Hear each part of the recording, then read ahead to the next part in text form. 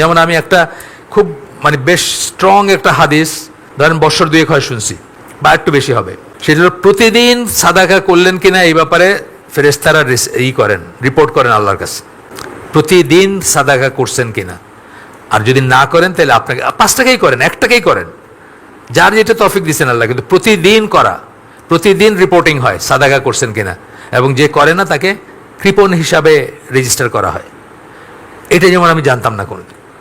আমরা হয়তো অনেকে অনেক পয়সা দান করি বা করি, হয়তো করি, কিন্তু প্রতিদিন করার একটা ফজিলত আছে, প্রতিদিন করার একটা ব্যাপার আছে। তো এটা জানার পরে আমি অনেককে শিখাই দিই কী করবেন। আপনাদেরকেও বলতেছি কী করতে পারেন। আপনার পরিচিত বিশ্বস্ত মুদির দোকান যেটা আছে তার কাছে যান, তার কাছে গিয়ে বলেন, আপনি ধরেন দিনে 1 টাকা করে দিতে চান, তার কাছে 30টা টাকা দিয়ে করেন, ভাই এই মাসে যারে আপনার অভাবী মনে হবে, আপনি তো জানবেন, কারণ মুদির দোকানদাররা ওরাও কিন্তু অনেক কিছু বুঝে যে কে সত্যিকার অভাবী, কে প্রফেশনাল, কে আইসা তার কাছে ভিক্ষার ভাঙতি পয়সা দিয়ে বড় টাকা নিয়ে যায়, এগুলো দেখে না তারা, এগুলো দিয়ে বুঝে তারা যে কে প্রফেশনাল ভিক্ষুক, কে রিয়েল অভাবী। তারে ভাই আপনি 1 টাকা করে দিয়েন, আপনাকে আল্লাহ তৌফিক দিচ্ছেন, আপনি 3000 টাকা দেন, 3000 টাকা দিয়ে তার কাছে বলেন যে 100 টাকা করে ভাই রোজ, যার বাড়িতে চাল নাই, এই 100 টাকা কিন্তু একটা মানুষের এখনও কিন্তু ভালো করে খাওয়া হয়ে যাবে।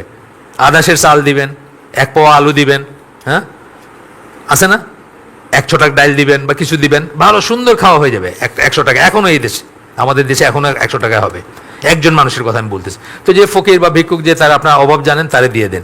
আপনি এইভাবে সাদাকাটা কন্টিনিউয়াস করতে পারেন। এটা কিন্তু আমি বেশি দিনের জ্ঞান না আমার। তো এই হাদিস আমি কোনোদিন শুনি নাই দেখে যেটা নাই এমন কোনো কথা নাই, কিন্তু আমি বলতেই পারি যে দেখান তো আমার দলিল দেখান, আচ্ছা দলিল দেখালো, বাস তারপর আমি আমল করতে শুরু করলাম, এরকম আর কি। দ্বিতীয়ত বলতেছেন কোরআনের সুপ্রতিষ্ঠিত হওয়া সত্ত্বেও সুন্নাহ সম্বন্ধে কারো অজ্ঞতা ক্ষমা করে যেতে পারে, যেমন একজন নতুন ধর্মান্তরিত ব্যক্তির বেলায়। কোরআনে যদি সুন্নাহ সুপ্রতিষ্ঠিত, আমরা এই পুরো বইটা পড়ে আসছি ওটা নিয়ে, কিন্তু তারপরে একজন নতুন মুসলিম যিনি, উনি নাও জানতে পারেন একটা জিনিস, স্পেশালি যখন উনি এই সমাজে নাই। ধরেন এই সমাজে হিন্দু যারা আছে তারাও কিন্তু অনেক সুন্নাহর কথা জানে না, হিন্দু যারা আছে এই সমাজে তারাও কিন্তু আমাদের অনেক অনেক আমলের কথা জানে, অনেক সুন্নাহর কথা জানে। আমি আপনাদের একটা গল্প এখানে বলছি কিনা আমার মনে নাই, ক্যালকাটায় আমি একটা ট্রেনিংয়ের জন্য গেছিলাম 2000 সালে।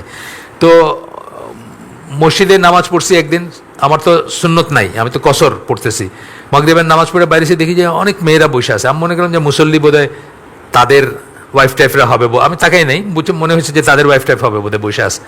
তো একই মসজিদে আরও 2-3 দিন পরে আরেকদিন মাগরিবের নামাজ আমি সামনে আটকা পড়ছি মানে বাইরের উপায় নাই, ফরজ নামাজ পড়ে বাইরের উপায় নাই, আমি ওখানে তার সুন্নত পড়লাম বা অগত্যা পড়লাম আর কি, নফল নামাজ আমার জন্য।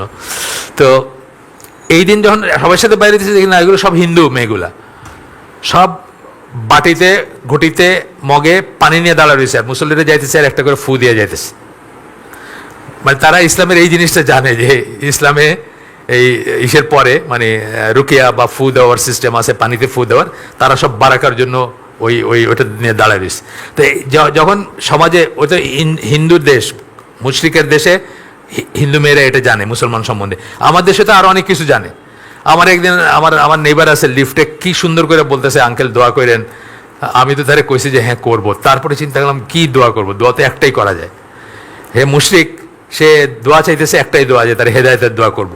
তো যেটা বলতেছে যে এরকম মানে না জানার, একজন মুসলিমের না জানার থাকতে পারে ওয়েস্টার্ন ওয়ার্ল্ডে, বিশেষ করে ইংল্যান্ডে, আমেরিকায়, ফ্রান্সে যখন একজন মুসলিম হয় হয়তো কিছুই শুনে নাই সে সুন্নার বা কোরআনের কিছুই জানে না সে, কিন্তু আমাদের এইখানে আশেপাশে যারা আছে তারা দেখবেন অনেক কিছু জানে। আমারে সবচেয়ে সুন্দর করে আমার অ্যাপার্টমেন্টে সালাম করে হলো হিন্দুরা, পুরাটা বলবে আর কি, পুরাটা সুন্দর করে বলবে, আসসালামু আলাইকুম বলে করবে, এবং ইনশাল্লাহ মাশাল্লাহ বলে কথা বলে আমার সাথে।